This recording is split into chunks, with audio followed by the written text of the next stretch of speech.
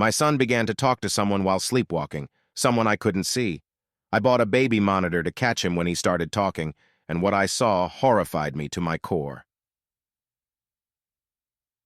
Part 2. His arms moved with purpose. They orchestrated an animated discussion with an invisible confidant. His gestures punctuated the silent air like a conductor's baton. As I approached, he continued his pantomime, oblivious to my presence. It was only when I clasped his wrist that he erupted into a scream, a startled cry of someone seeing a stranger where they expected familiarity. I reassured him, "It's me, your mother." Slowly, his confusion lessened, and he drifted back from his sleepwalking episode. As we stepped back into the house, James was already halfway to his room. I called out to him, "James, what were you doing outside?" He paused, turning to me with a curious glint in his eyes. "I was talking with someone."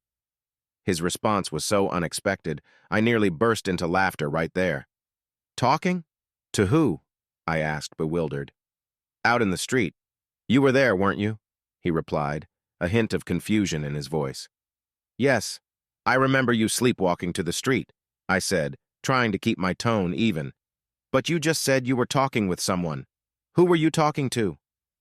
At that, James let out a peculiar laugh, not the mischievous giggle of a child with a secret, but rather the innocent chuckle of one caught in an act they didn't want coming to light.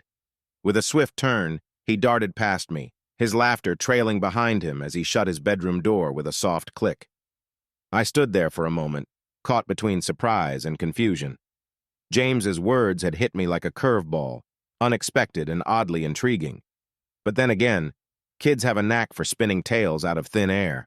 Maybe he'd been dreaming while sleepwalking, conjuring up imaginary conversations under that streetlight. After all, it was just him out there, and the mosquitoes if you want to count them too. As I lay back in my bed, the quiet of the night wrapped around me like a blanket.